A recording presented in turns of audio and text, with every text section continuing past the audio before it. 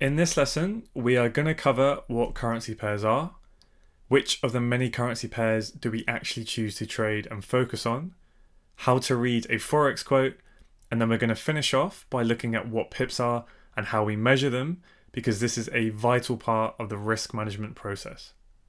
So, as a Forex trader, the first thing you'll need to learn about is your product, right? And that is currency. Now, while there are lots of currencies that you can trade, most active traders focus on the 8 major currencies of the world: the United States dollar, the euro, the Japanese yen, the Great British pound, the Australian dollar, the Canadian dollar, the Swiss franc, and last but definitely not least, the New Zealand dollar. Now, currency symbols, they always have 3 letters, where the first 2 identify the country, and most of the time, but not always, the third letter represents the name of the currency. So take the New Zealand dollar for example, NZD. The NZ stands for New Zealand and the D stands for the dollar. Pretty simple, right? So as a currency trader, you may be presented with the opportunity to trade more obscure exotic currencies such as the South African rand, the Mexican peso, or the Thai baht. Now, I would strongly advise that you stick to the major 8 listed here, as these currencies have the highest trading volume in the FX market. And high volume means that transaction costs are generally lower, and the more people are trading those currencies, leading to higher liquidity, which is vital when you need to exit a trade. There is simply no need to risk your capital taking a position on those high cost and those low volume exotic pairs. Now, an individual currency, it does not have an absolute value. So the only way that you can value them is you have to compare them to that of another currency at any given time, so are therefore always quoted in pairs. A currency pair is simply the quotation of the relative value of a currency unit against the unit of another currency, right? You always have to pair them together. Just on its own, there's no way of putting a price on it, essentially. So an example of a pair would be AUD versus USD.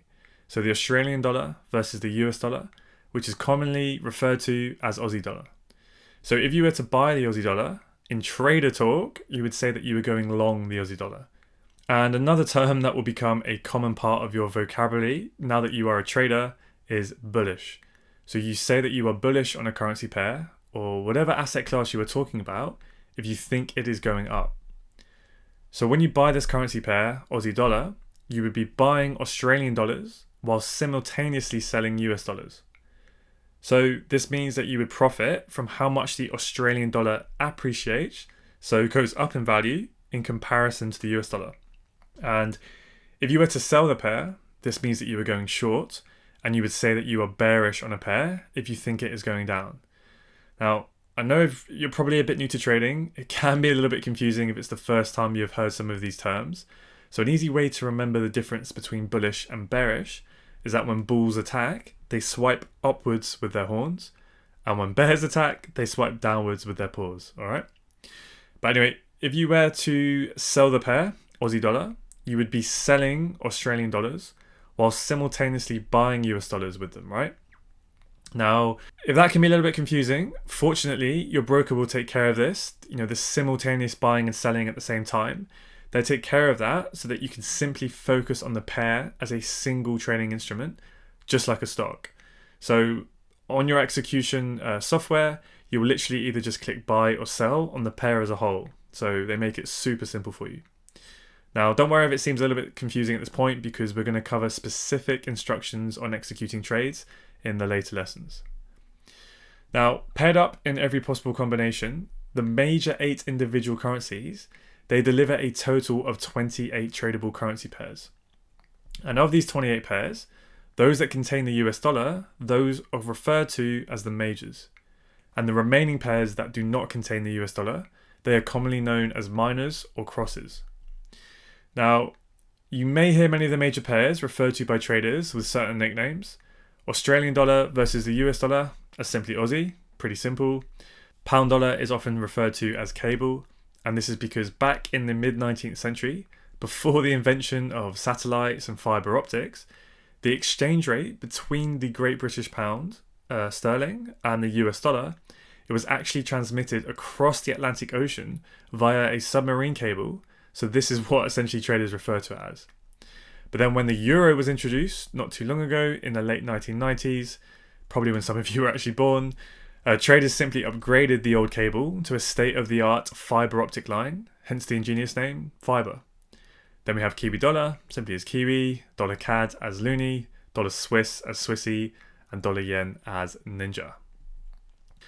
Now, with the photon strategy, you will find that there is literally an overwhelming abundance of opportunity on literally a daily basis on even just one currency pair alone. So if you want extraordinary results, it is highly advised that you narrow your focus onto just one or even a few pairs and really spend time mastering those.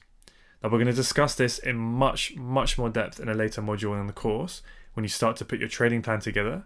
But some of the main pairs that most traders in our community focus on are euro dollar, pound dollar, Aussie dollar, and pound yen. But yeah, don't worry too much about that just now. So when pairs are quoted, the currency on the left-hand side is always called the base currency, and the currency on the right is called the quote currency. So the pound dollar exchange rate, this indicates how many Great British pounds can purchase one US dollar, or how many US dollars you need to purchase just £1. So the base currency on the left, in this case the pound, no matter what, it always has a value of 1. So for this example, if pound dollar is quoted as 1.3035, what this essentially means is that £1 is equal to 1.3035 US dollars at that point in time. So if you have some US dollars and you want to buy some pounds with them, you would have to pay 1.3035 US dollars for every pound that you want. Or the other way around, let's say that you have some pounds that you want to buy dollars with, then you would receive 1.3035 US dollars for every pound that you then sell. Now remember, when you're trading, if you buy the currency pair pound dollar and you go long, this simply means that you are buying the base currency and you are simultaneously selling the quote currency at the same time. So in simpler terms, if you go long pound dollar, you are buying pounds and you are selling dollars. So you would buy the pair if you believe that the base currency, so the Great British Pound, you would buy the pair if you believe that the pound will appreciate and gain value relative to the quote currency, the US dollar, and you would sell the pair and go short if you think the base currency, the pound, will depreciate and lose value relative to the quote currency, the dollar, right? So in trader talk, buying a currency pair is referred to as going long or taking a long position. And ideally, we want to be buying low and then selling back to the market at a higher price for a profit. So in that case, we expect the pound to strengthen against the US dollar. And then selling a currency pair is referred to as going short or taking a short position, and you can make money when the market falls. So in that case, we want to make sure that we are selling high and then ideally buy back at a later date at a much lower price to then lock in that profit. And we will short pound dollar if we expect the pound to weaken against the US dollar. Okay? Pips. Okay, so pips, they stand for percentage in point, and they are the unit for measuring the change in value between the two currencies. So essentially, pips are what we refer to in terms of the amount that the price changes. So when reading a price quote, a pip is usually the fourth and last decimal place. So 1 pip equals 0.0001. Now, it gets a little bit tricky because there are some exceptions to the rule, like the Japanese yen pairs, because they only go out to 2 decimal places. So in that case, 1 pip is equal to 0.01. Right, so you can see the subtle difference there, but it's just the yen pairs really that do that. So let's do a quick little pip quiz. If euro dollar rises from 1.1035 to 1.1040, how many pips has that gone up by? So pause the video now if you want to write that down. And the correct answer is 5 pips. Okay, pretty simple. Let's do another one. If euro dollar falls from 1.1035 all the way down to 1.1005, then that indicates what? a 30 pip fall. Yes, you are correct, hopefully. All right, last one. If pound yen rises from 140.90 to 141.05, what movement in pips is that? Yep, it's a 15 pip rise. Because remember, Japanese yen pairs, they only go out to 2 decimal places. Now, most Forex brokers, they quote currency pairs beyond the standard 4 and 2 decimal places that we just looked at, and they now actually go to 5 decimal places on most pairs and 3 on the Japanese yen pairs to give us that extra added precision in quoting those exchange rates. And these are referred to as fractional pips, which are more commonly known as pipettes or micro pips, and they are equal to a tenth of a pip.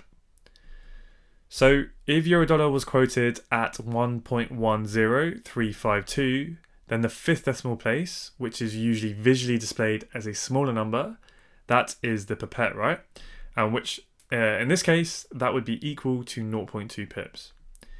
And then if euro dollar was then quoted at 1.10357, that would be an increase of half a pip. So just to quickly summarize the key points we have covered in this lesson, we focus on the 8 major currencies: the US dollar, the euro, the Japanese yen, the Great British pound, the Canadian dollar, the Swiss franc, the Australian dollar, and the New Zealand dollar. Individual currencies don't have an absolute value, however, so this is why they are quoted against each other, and we put them in pairs. So we pair these 8 currencies into every combination possible, which makes 28 tradable currency pairs. But as I was saying earlier, with this strategy that you're going to learn, you will only need to focus on just one pair alone, or potentially a few pairs, depending on your trading style. But like I said, we'll talk a lot more about this at a later point in the program when you start to build out your own personal trading plans. The major pairs are the pairs which contain US dollar, so euro dollar or Aussie dollar, for example. And you will likely find that you will spend the majority of your time and focus probably just on these USD pairs alone, because they provide extremely reliable and frequent trading opportunities. And then the minor pairs are sometimes referred to as the crosses, and they are all of the remaining pairs out of those 28 that do not contain the US dollar. In trading, if we buy something, we say we are going long or taking a long position, and if we say we are bullish, then we think that that asset is going to go up in value. Because remember, bulls, they swipe and attack with their heads and their horns upwards, right? And if we sell something, we say we're going short, and if we say we are bearish on a particular asset, then we think that it is going to fall and depreciate in value because bears swipe down with their paws, right? Pips are the unit for measuring the change in value between 2 currencies, which are usually the 4th decimal place, but there are some exceptions like the Japanese yen pairs where a pip is the 2nd decimal place. Some brokers now quote currency pairs to 5 decimal places for added precision, where the 5th decimal place is called a pipette or micro pip, and this is equal to 1/10 of a pip. And you must develop a strong understanding of pips and how to measure them, as this is going to be the foundation of your risk management. So later on, you're going to learn the advanced concepts of risk management with an entire module dedicated to just this one topic alone.